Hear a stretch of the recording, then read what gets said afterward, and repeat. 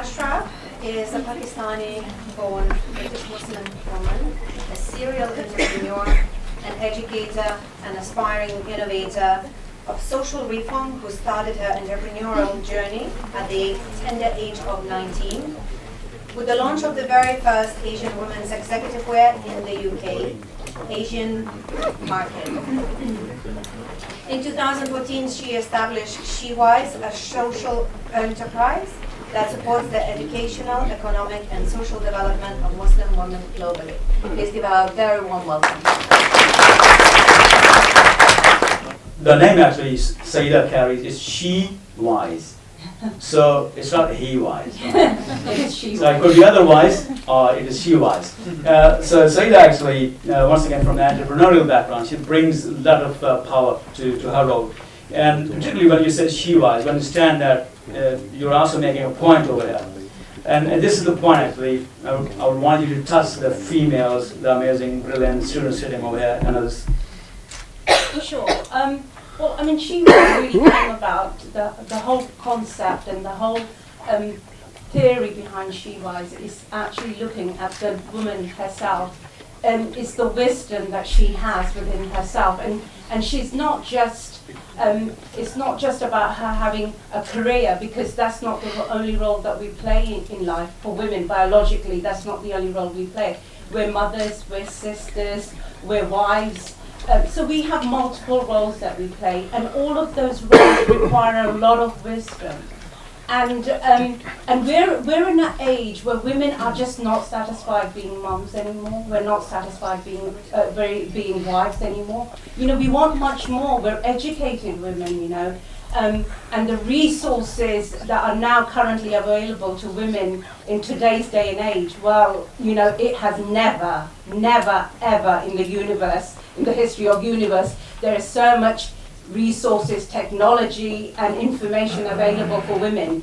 And especially with online e-commerce platforms now, there's immense opportunities. And my role is to create the awareness amongst women and say, you know, go out there and do something for yourself. And a lot of these women are under the false delusion of culture and religion. They think that they can't achieve things because the religion forbids it. Well, you know, go back and look at your religion. We have ladies like Bibi Khadija, who was basically, if you measure her on today's platform, she was a CEO of not just a company, but a whole tribe. And she was a very powerful woman, and I think people don't realize that is something that I'm really passionate about. Because of my own personal journey, like I said, I've started my first entrepreneurship sort of where I got the taste of it, where I sort of found my talent, was at the age of 19, where it just came about like a city girl, into fashion, into brands, a lot of fusion around the East and Western fusion, and I thought, okay, I know I'm very creative. So I started creating clothes which were influenced by both East and West, and I started selling them while I was actually working full-time in a bank, BCCI, and it just came about because I saw these women who were coming into work, and it was a Desi bank, and we were allowed to wear desi clothes, the ladies were wearing desi clothes, but you would have women coming in wearing shalwar kameez that you would go to a wedding, or a sari with bling bling, and I would think, oh my God, what is going on here? So I sort of took that, and I started creating an executive clothes for women. So pretty much what you see in the Asian scene right now, I was doing that back in the 80s. Where we were wearing pants and short trousers and just scarves, and that was the concept I introduced in corporate world at that time. But how many Asian women were in the corporate world? So I think that concept was really ahead of its time, and I think timing is really important in business as well. But obviously, being a young girl and still in my 20s, you know, my parents still had that mindset of jawan ho gayi hai, shadi kar do, you know, and husband look after karenge. So I got married and started raising my family. But I think once an entrepreneur, always an entrepreneur. Once you get that bug, once you get that taste of entrepreneurship, it's just really mind blowing. So then I started, when my children were young, I started my second venture, which was literally from the back of my kitchen. I was inspired by Parveen Varsi, who was making samosas, and she did the same thing. And I thought, if she can do it, why can't I do it? And I did it. So I was doing, like I said, I started off with making snack stuff at home, and then doing local events. 6 months later, I found myself a restaurant takeaway in Battersea. Ran that for 18 months and found it so challenging with a young family. I was working crazy hours. My children were suffering at school. They were always late.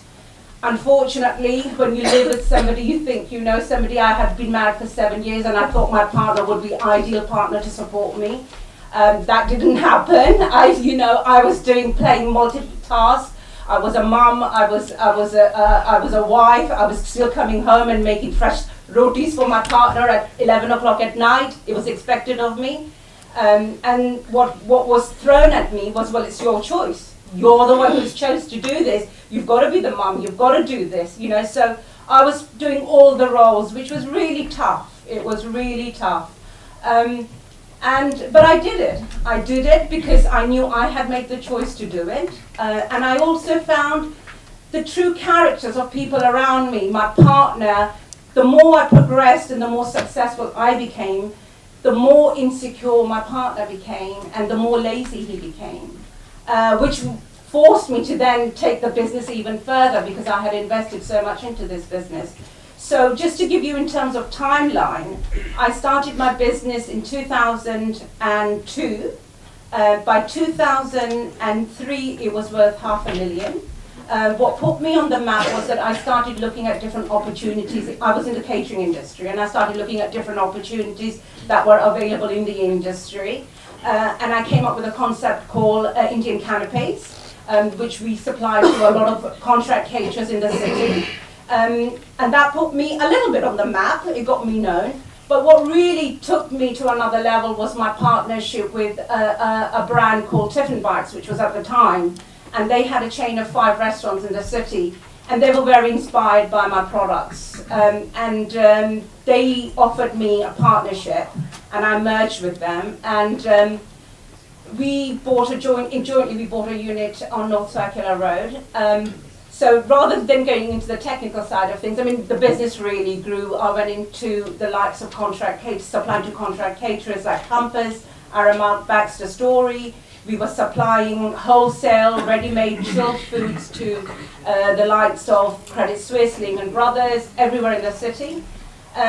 In 2008, when the financial meltdown took place, it hit the business hard, and it hit my business really hard. Because I was a self-made woman in terms of I didn't really have any entrepreneurial training or background. Everything was done and learned it was hands-on. I did it, I learned things as I went along. I didn't always have the confidence. I didn't always have the business acumen. I didn't have the right mentoring around me. I didn't know who I could trust to help me make better decisions in my business. So unfortunately, in 2008, the business went into administration. But prior to it went into administration, I actually went into a litigation with my partners because I didn't really understand some of the key negotiations that needed to be done at the time of my merge.